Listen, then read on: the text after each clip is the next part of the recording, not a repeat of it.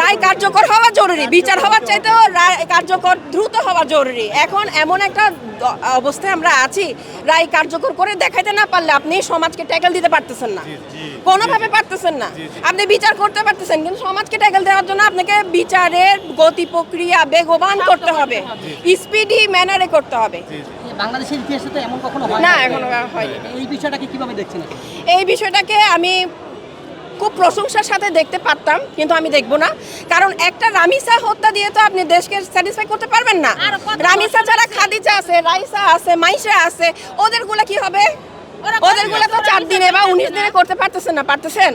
তাহলে একটা রায় দেখে একদম চমকপ্রদ করে দিলেন পুরো জাতিকে, আর বাকিগুলো আমার নিজের আমি অ্যাডপ্ট নিছি আমার একজন মেয়েকে, তার এখন ডিএনএ আসতে 7 মাস সময় লাগছে। তার মামলা আমিই তো চালাচ্ছি, তো ওই মামলা তো তাড়াতাড়ি হয় না।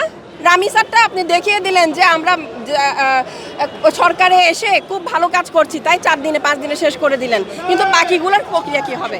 ইন জেনারেলি এটা যাতে স্পিডি হয় সেজন্য কাজ করতে হবে।